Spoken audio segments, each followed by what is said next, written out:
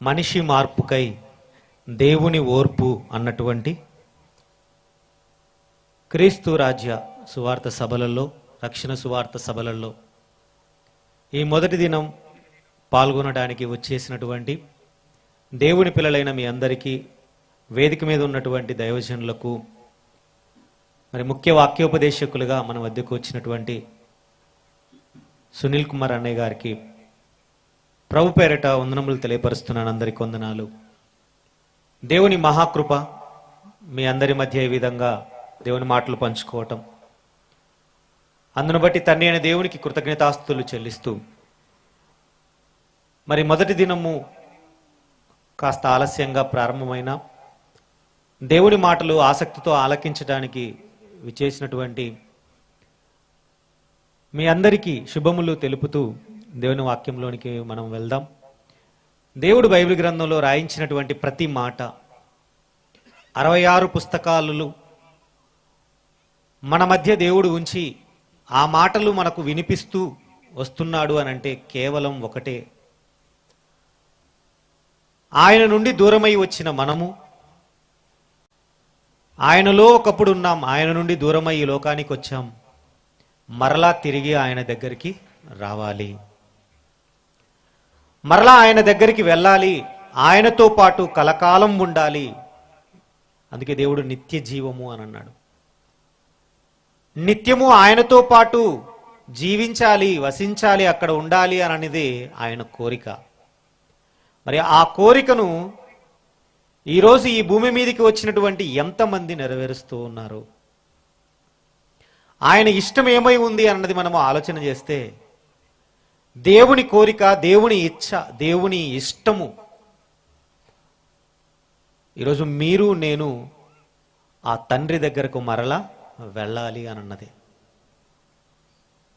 దానికోసము ఈరోజు మనిషి ఏం చేస్తున్నాడు, తన గమనాన్ని ఎలాగ మలుచుకుంటున్నాడు అన్నది ఆలోచన చేయాలి ప్రియులారా. గత సంవత్సరం 2023వ సంవత్సరం ఎంత వేగంగా గడిచిపోయింది అని మనం చూస్తే నిజంగా ఆశ్చర్యం అనిపిస్తుందండి. అప్పుడే వచ్చి అప్పుడే అయిపోయిందా అన్నట్టుగా కాలము వేగంగా పరిగెత్తుతూ ఉన్నట్టుగా ఉంది. అప్పుడే 2024వ సంవత్సరంలోనికి ప్రవేశించామా? అవును. 2023 గతించింది, గడిచిపోయింది. 2024లోనికి దేవుడు మనల్ని ప్రవేశపెట్టింపజేశాడు. ఒక మనిషి జీవితంలో మరొక దినాన్ని దేవుడు ఇస్తున్నాడు అనంటే మనిషి ఏమనుకుంటున్నాడు అనంటే, ఎందుకోసం ఇవ్వడు, ఎవరి కోసం ఇవ్వడు? ఈ భూమి మీద సూర్యుడు ఉదయిస్తున్నాడు, సూర్యుడు అస్తమిస్తున్నాడు. సూర్యుడు ఎవరి కోసం ఉదయిస్తున్నాడు, ఎందుకోసం అస్తమిస్తున్నాడు?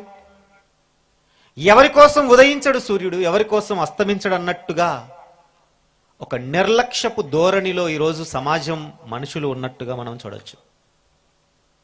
అందుకే రాత్రి పడుకునే ముందు ఎంతో ధైర్యంగా గుడ్ నైట్ అంటాడు, ఉదయం లేచి గుడ్ మార్నింగ్ అని చెబుతాడు.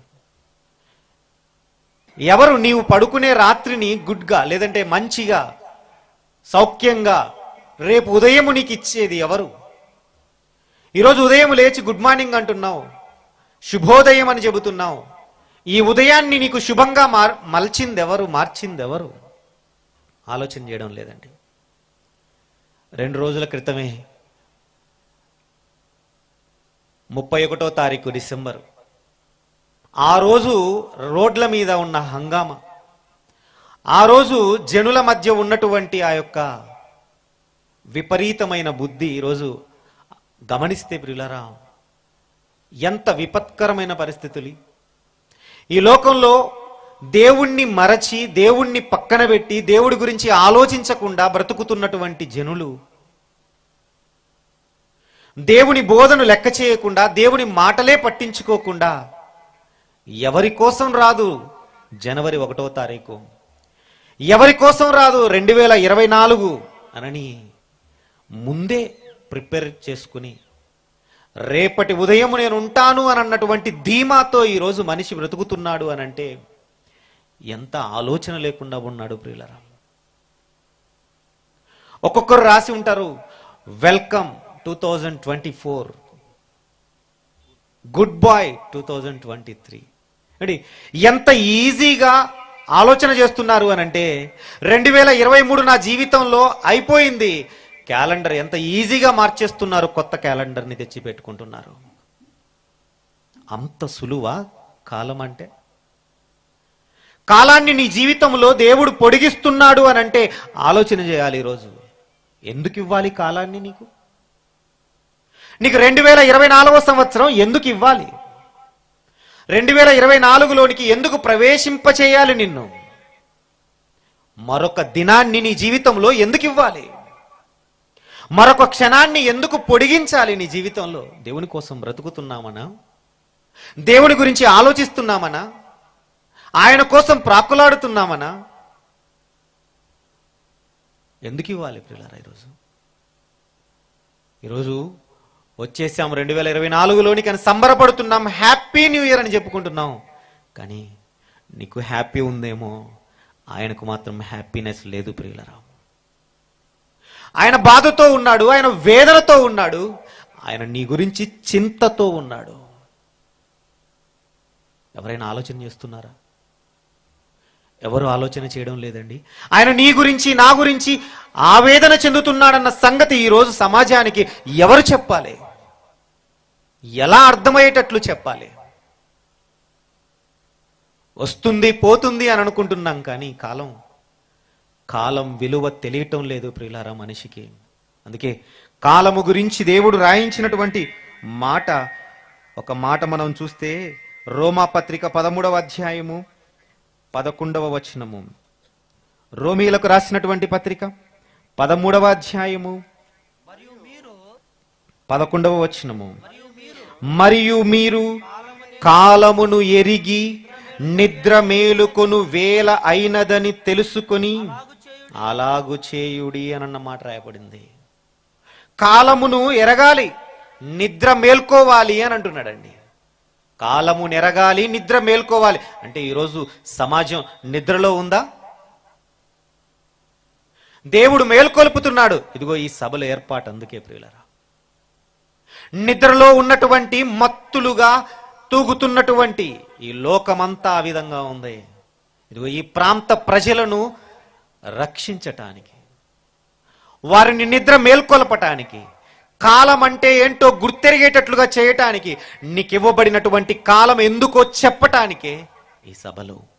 అందుకే క్రింద రాయబడింది, మనము విశ్వాసులమైనప్పటికంటే ఇప్పుడు రక్షణ మనకు మరి సమీపముగా ఉన్నది అని అన్నటువంటి మాట రాయబడి ఉంది. ఈరోజు రక్షణ గురించి ఆలోచన లేదు, నేనేమైపోతాను అన్న బాధ లేదు మనిషికి. ఉంది కాలము, ఈ కాలాన్ని వృధా చేయాలి, సమయాన్ని ఏదో విధంగా గడిపేయాలి. అందుకే ఒక పేరు పెట్టుకున్నారు, టైం పాస్ అట. అంటే టైం పాస్ అంటే ఈరోజు ఈ భూమి మీద నువ్వు ఉన్నది టైం పాస్ చేయడానికా? టైం అన్నది నీకు చేతికి ఇచ్చింది, నీకు ఇచ్చింది దేవుడు. టైం ఎంత విలువైనదో ఆలోచన చేస్తే ఇంకొకసారి టైం పాస్ అన్న మాట వినపడదు ప్రియులారా మన నుండి. కాలమును ఎరగాలి, గుర్తెరగాలి, నిద్ర మేల్కోవాలి. ఈరోజు ఎంతమంది నిద్ర మేలుకుంటున్నారు? ఎంతమంది నిద్ర మేలుకొని దేవుని గురించి తెలుసుకుంటున్నారు, ఆలోచన చేస్తున్నారు? ఈరోజు ఈ భూమి మీద కలగజేసినటువంటి ప్రతి వస్తువు, దేవుడు కలగజేసిన ప్రతి వస్తువు ఊరికే కలగజేయలేదండి. మీరు, నేను, మనందరము ఈ భూమి మీద ఉన్నటువంటి ప్రతి సృష్టి, దీని వెనకల ఏముంది, దీని వెనకల ఏమి దాచిపెట్టాడు దేవుడు, దాని యొక్క అర్థం ఏంటి, అసలు ఎందుకు ఇచ్చాడు ఈ సృష్టిని అంతా అంటే సామెతల గ్రంథంలో ఒక మాట రాయబడి ఉంది. చూద్దాం సామెతల గ్రంథము. అసలు ఈ సృష్టి ఎందుకు ఇవ్వబడింది? మీరు, నేను, మనందరము, మనతో సహా ఎందుకు ఇవ్వబడింది? ఈ సృష్టితో సహా ఎందుకు ఇవ్వబడింది? సామెతల గ్రంథము 16వ అధ్యాయము 4వ వచనము. సామెతల గ్రంథము 16వ అధ్యాయము 4వ వచనము. యెహోవా ప్రతి వస్తువును దాని పని నిమిత్తము కలగజేసెను అన్న మాట రాయబడింది చూడండి. ప్రతి వస్తువును దాని పని నిమిత్తము కలగజేసెను. దేవుడు కలగజేశాడు. ఈరోజు మీరు, నేను, మిమ్మల్ని, నన్ను, ఈ సృష్టిని దేనికోసం తయారు చేశాడట? ప్రతి వస్తువు, ప్రతి జీవి దాని పని నిమిత్తము. దేవుడు కలిగించినటువంటి ప్రతిదీ దేవుడు ఒక పనిని పెట్టి పంపించాడు ఈ లోకానికి. ఈరోజు మనకు పని గుర్తుందా? దేవుడు ఏ పని ఇచ్చాడు మనకి, ఎందు నిమిత్తం కలగజేశాడు అని అన్నది ఈరోజు మనిషికి గుర్తులేదు ప్రియులరా. ఏం చేస్తున్నాడు?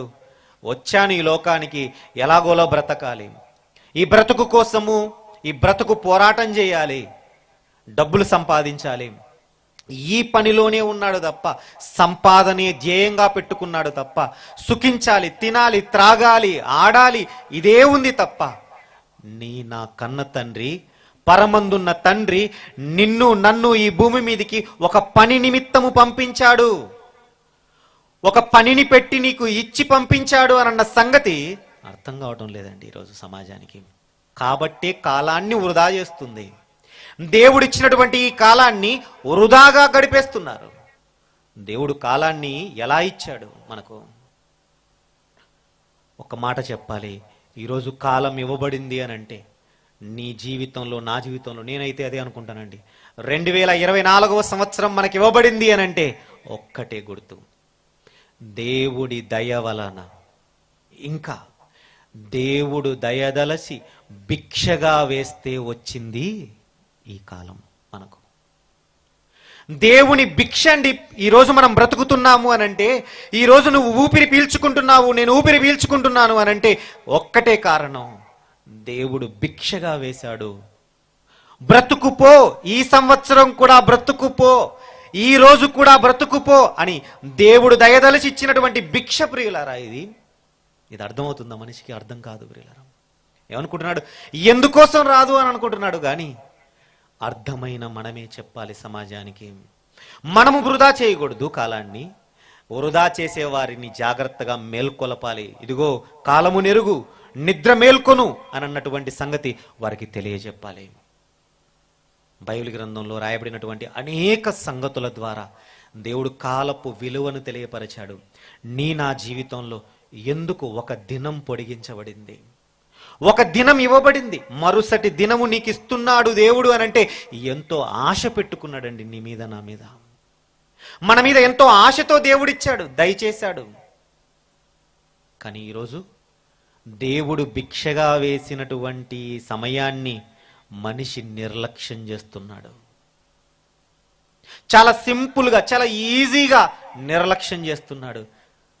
అది దేవుని భిక్ష అన్నది అర్థం కావటం లేదండి సమాజానికి.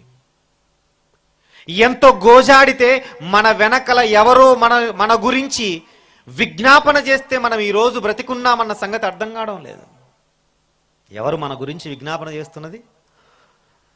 తండ్రి దగ్గర ఉండి, తండ్రి కుడి పార్శ్వమున ఉండి, మన కొరకు ఒకనాడు వచ్చి మన కోసం ప్రాణం పెట్టి రక్తం చిందించి నా పాపముల నిమిత్తము ఆయన సిలువలో యాగమైపోయి నా కోసం మరలా తిరిగి రాబోతున్నాడు. ఆయన కుడి పార్శ్వమున ఉండి ఏం చేస్తున్నాడు తెలుసండి? రోమాపత్రిక 8వ అధ్యాయము, రోమీలకు రాసిన పత్రిక 8వ అధ్యాయము. ఊరికే లేదు, మనకు కాలం ఇవ్వబడలేదు, ఊరికే సమయము పొడిగించబడలేదు. దేవుడు ఈరోజు కాలాన్ని ఎందుకు పొడిగించాడు? 2023 నుండి 24కి ఎందుకు తీసుకొని వచ్చాడు? అర్థం కావాలి సమాజానికి. 8వ అధ్యాయము 34వ వచనము. శిక్ష విధించువాడెవడు? చనిపోయిన క్రీస్తు యేసే. అంతేకాదు, మృతులలో నుండి లేచిన వాడును, దేవుని కుడి పార్శ్వమున ఉన్నవాడును, మన కొరకు విజ్ఞాపనము కూడా చేయువాడును ఆయనే అని అన్నాడు. చూడండి, మన కొరకు ఏం చేస్తున్నాడట యేసుక్రీస్తు ప్రభుల వారు? తండ్రి దగ్గర ఉండి విజ్ఞాపన చేస్తున్నాడట. ఏమని ఏమని విజ్ఞాపన చేస్తున్నాడు? అయ్యా, ఈ సంవత్సరము కూడా ఉండనిమ్ము, ఒక్క అవకాశమే అయ్యా, ఎన్ని సంవత్సరాలు ఇచ్చావు, ఇదొక్కసారి అవకాశమే. ఇదిగో పలానా చోట మీటింగ్స్ ఏర్పాటు చేపిస్తున్నాను, వాళ్ళను పురికొల్పాను మీటింగ్స్ ఏర్పాటు చేయించడానికి. రక్షణ సువార్త సభలు వారు ఏర్పాటు చేస్తున్నారు. ఇదిగో ఆ మీటింగ్స్ ద్వారా నేను ఒక్క అవకాశం ఇవ్వు తండ్రి. ఇంతవరకు విన్నది ఒక లెక్క, ఈరోజు ఒక్క మాట వారి చెవిన పడితే, వారి హృదయంలో తాకితే, వారి హృదయ ప్రేరేపణ బట్టి వారు మారతారేమో, ఒక్కసారి చూద్దామయ్యా అని చెప్పి తోటమాలి యజమానుల్ని బ్రతిమిలాడుకుంటున్నాడట అండి. వాస్తవానికైతే ఇక ఉండడానికి వీల్లేదు, తీసేయని అన్నాడు యజమాని. కానీ తోటమాలి ఏమని చేస్తున్నాడు? అడ్డుపడుతున్నాడు. ఈరోజు ఆ తోటమాలి యేసుక్రీస్తు ప్రభుల వారైతే ఈరోజు ఆ నరికించేయి అని అన్నటువంటి ఆ చెట్టంత మనిషి ప్రియులారా. ఈరోజు మనలో ఫలాలేమీ లేనప్పుడు దేవుడికి ఎందుకు ఉండాలండి? మనల్ని ఎందుకు ఉంచాలి ఈ భూమి మీద? నీ కాలం ముగిసిపోయింది, ఇక నువ్వు పని చెయ్యవని అర్థమైంది కాబట్టి ఇంకా చాప చుట్టే అని అంటున్నాడు దేవుడు. కానీ నీ గురించి, నా గురించి ఒకప్పుడు ప్రాణం పెట్టిన మన ప్రాణ రక్షకుడు మన ప్రాణాలకు అడ్డుపడుతున్నాడన్న సంగతి, ఒకనాడు అడ్డుపడ్డాడు, ఈనాటికి అడ్డుపడుతున్నాడన్న సంగతి అర్థం కావాలి ప్రియులారా. ఆయన నోరు తెరిచి అడుగుతున్నాడు, అయ్యా ఈ సంవత్సరము కూడా ఉండనిమ్ము. లూకాసు వార్త 13వ అధ్యాయము, లూకాసు వార్త 13వ అధ్యాయము 6వ వచనము నుండి మనం చదివితే, మరియు ఆయన వారితో ఈ ఉపమానము చెప్పెను. ఒక మనుషుని ద్రాక్ష తోటలో అంజూరపు చెట్టు ఒకటి నాటబడి ఉండెను. అతడు దాని పండ్లు వెదక వచ్చినప్పుడు ఏమీయూ దొరకలేదు. ఎన్ని సంవత్సరాలు లెక్కేసుకోండి. మీకు దేవుడు మీకు ఇచ్చినటువంటి సంవత్సరాలు, ఉచితంగా మీకు అనుగ్రహించినటువంటి దినాల లెక్క చూసుకోండి. ఈరోజు నాకెంత వయసు? 35 సంవత్సరాలు.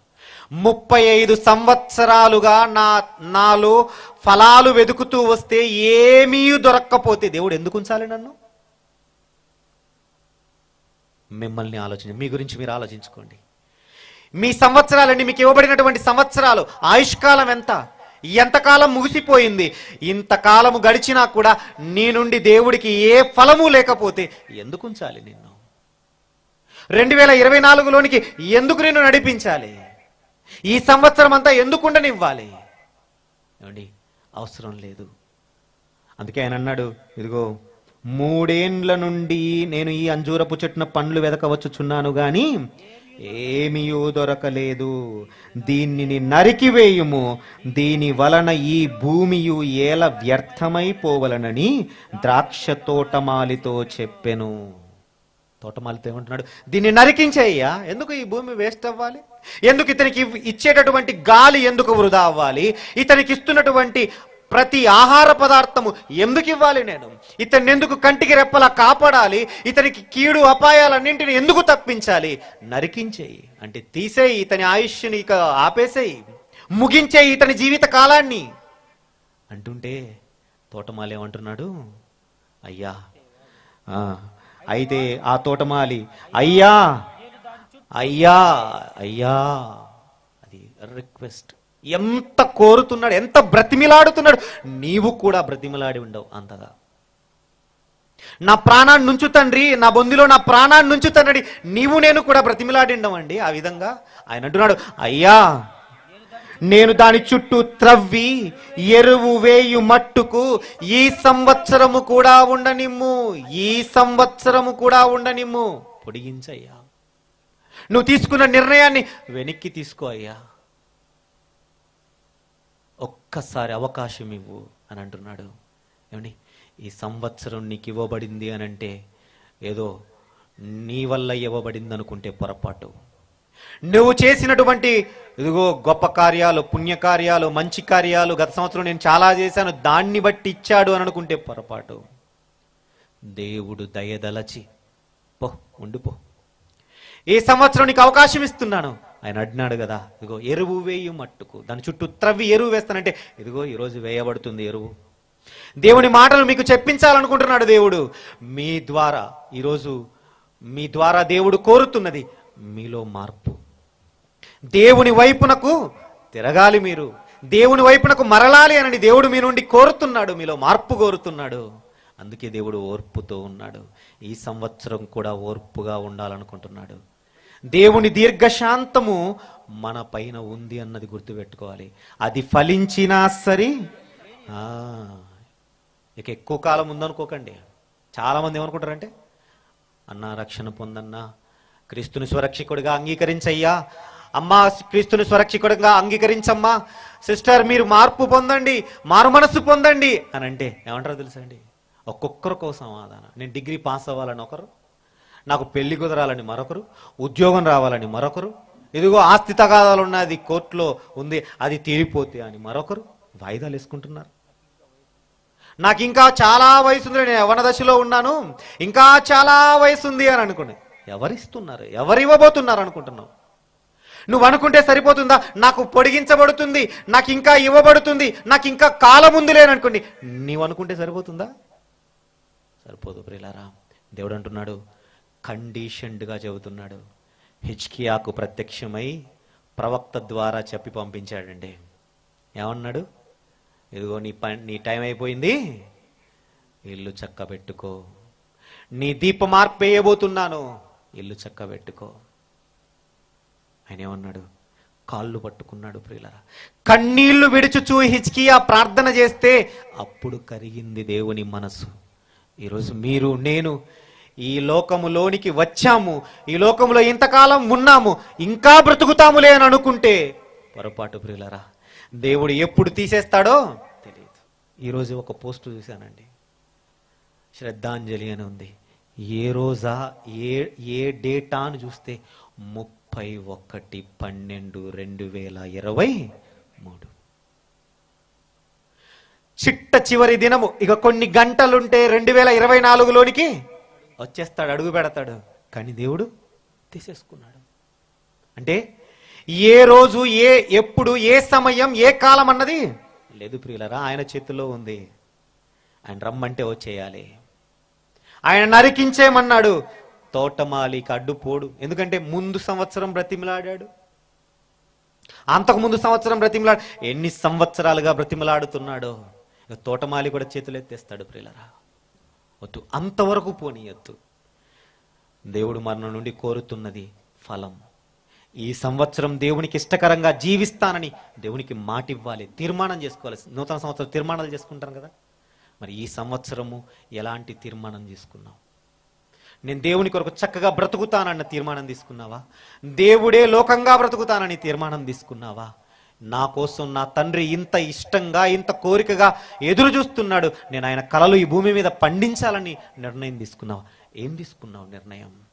చూడండి, చివరిగా చదివి ముగించుకుందాం. రోమీలకు రాసినటువంటి పత్రిక 2వ అధ్యాయం మన వాక్య పఠనము. రోమీలకు రాసినటువంటి పత్రిక 2వ అధ్యాయము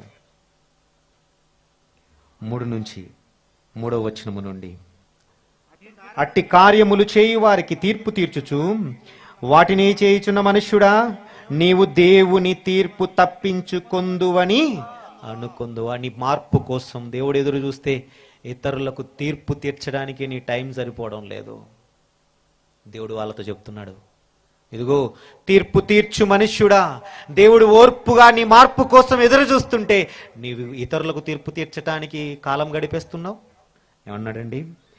నీవు దేవుని తీర్పు తప్పించుకుని కొందువని అనుకొందువా, లేదా దేవుని అనుగ్రహము మారు మనస్సు పొందుటకు నిన్ను ప్రేరేపించుచున్నదని ఎరుగక.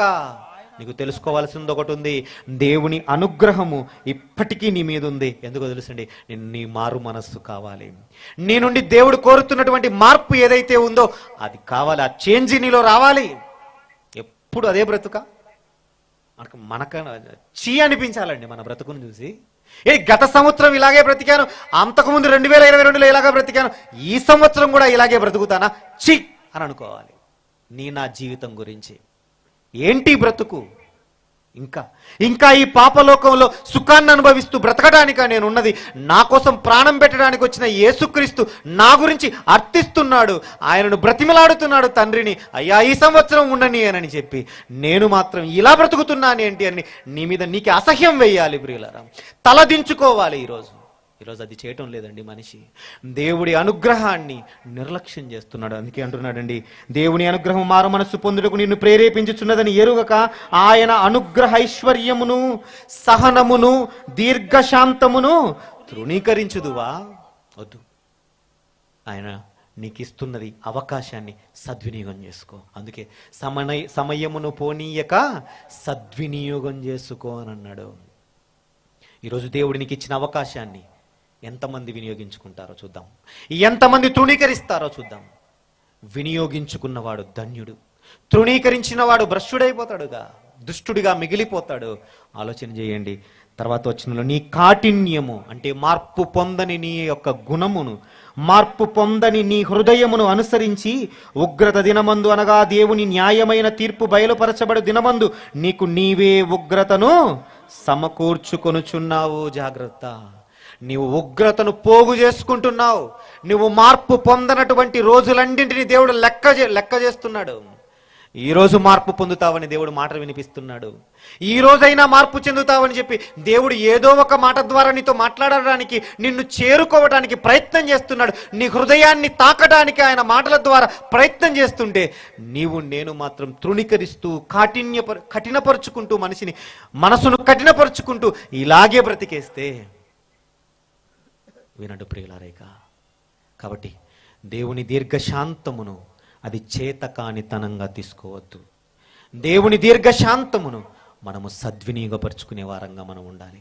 కాబట్టి ఈ మాటలు విన్నటువంటి మనము, దేవుడు మన కొరకు ఎదురు చూస్తున్నాడన్న సంగతి, మనం అందరము ఆయన దగ్గరికి వెళ్ళాలన్నటువంటి సంగతి మనం గుర్తిరిగి దేవునికి మన మనస్సుని ఇద్దాం ప్రియులారా.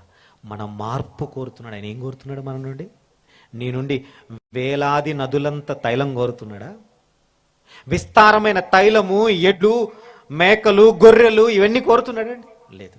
నీ మారు మనస్సు, నీవు మంచి మనిషిగా మారటం ఆయన కోరుతున్నాడండి. తప్ప అండి?